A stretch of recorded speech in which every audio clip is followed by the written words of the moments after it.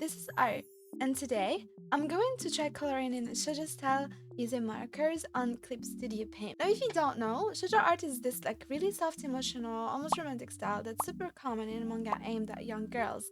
It's literally called young women. Shojo is literally young women. It's all about this delicate line work, expressive eyes, and those dreamy, glowing tones like sparkles, roses, lace, and an overload of feelings. My favorite shoujo manga is Strobed and Coco Debut. I don't know if that's how you're supposed to pronounce it, but they did really mark me, artistically speaking, and I never really tried to do the same.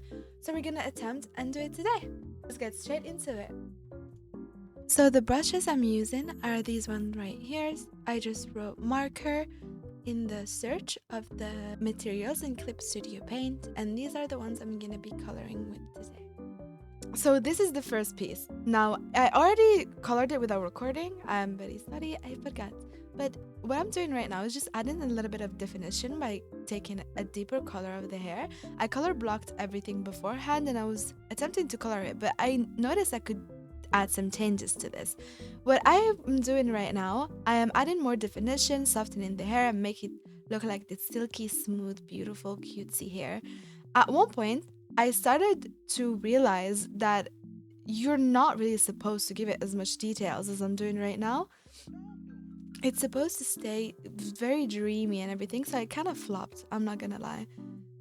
I'm gonna go in with details, trying to define it a little bit more with a darker color, and I switch a lot between softer colors and darker colors, lighter colors to give it a little bit more highlights. Again, this is a very curly, cutesy hair that we're going for. I try to give it more contrast, which is not really what I'm supposed to do if I'm trying to attempt the shoujo like art style. But yeah, now after I go through all of that, this is the final piece. Now, I move on to the eyes. I didn't like how I drew the eyes to begin with, so I'm gonna try and give it those big, luscious, sparkly, dreamy eyes that we all love in shoujo mangas. And by here, I'm trying to reshape the eyes by using the ones I already drew as a guideline to know what to not mess up. I was trying so hard to understand how these eyes would look because I never really do this really round looking shaped eyes. I didn't know how to place the eyelashes because usually mine are very spiky. I didn't really like how it was looking like. So, and I thought they were a little bit too big, so I erased and tried again. Now it's okay if it doesn't look right the first time. I learned this the hard way. You gotta try again and again and again and again. It does not matter. In here, I thought they looked kind of pretty. They looked kind of cute. I just readjust everything, make sure everything is looking fine. Now I didn't like the iris. I didn't like how it was, and it really didn't give what I was looking for. It didn't give those bubbly eyes. She's just giving waggly. I tried multiple things in here. I was looking at how they used to be and how they are right now, and I got kind of lazy, I'm not gonna lie. And I just took the render of the eyes and tried to place it with them, but I just thought she looked really goofy. So I tried again, and this time I was trying to follow the guidelines with the big round eyes to the point where I made a perfect circle and I just slapped it on, and here are the eyes. I realized the nose was really off. The shadows of the nose were really off. I it made her look very it made her look like she had the flu. So I was fighting for my life trying to give her this cutesy nose. And I'm not gonna lie. I know I'm supposed to it's supposed to be a dot usually, but my dumbass, I just decided why not? Because I still wanted it to be my own style and how I would draw things by also following some basic guidelines. In here, I'm coloring the eyes. I am putting the color of the sclera in, and I start to render. I start color blocking the insides of the eyes. These markers are really hard to deal with because they don't really overlap. So I was learning the hard way that if I wanted to add more depth in and work in the same layer with these markers, I have to create separate layers because they blend in really well, just like actual markers, which that was really surprising. I was struggling with the pupil, I was fighting for my life. I thought this color was really pretty. I slapped it on, added some highlights, added some depth. And for the sparkles, I don't know where they are. I tried to still stay true to my own style and how I would draw my eyes usually. It didn't really work out well. I mean, I tried my absolute best, but mismatching two different styles and incorporating Shojo like style and coloring in my drawing was kind of tough to deal with. But I think they looked pretty decent. They look pretty cute, and I see the vision now. I'm gonna try and define my top lashes. I usually add more saturated colors in the eyelashes, some highlights.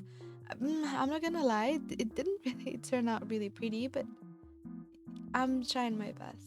Because the mouth was misplaced, because since I changed the position of the nose, I'm redrawing her mouth. I'm fixing the nose. As you can see, I have kind of an obsession with noses. They're really fun to draw, but so complicated.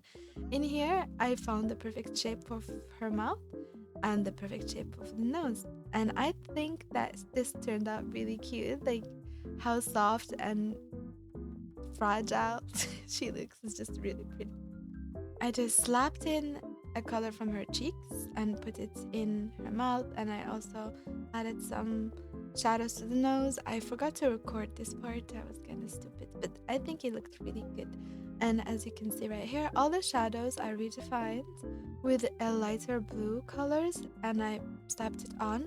I didn't really want to give it the depth it needed because this is supposed to stay flat and not really focus on that.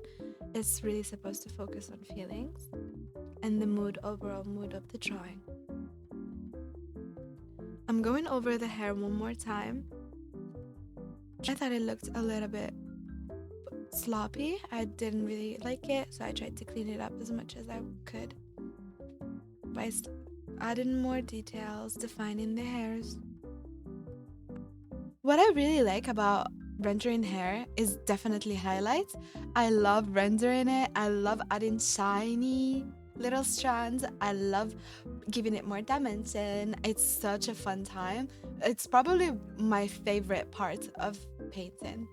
And finally, I just move over to the details. I am trying to color the ribbon, and I didn't really like this color, I'm not gonna lie. I ended up switching it, and also I was kind of struggling with the material. I kind of made it look like metal a little bit, but I fixed it eventually. And this is the final product. I genuinely hope you like it. I had such a fun time studying it. This is the before, and this is the after. And I love it. And this was such a fun thing to do for me as well. It's like my first video, and I hope you guys liked it. And if you didn't, tell me what I could improve, and I hope you like my next upcoming ones. Thank you so much.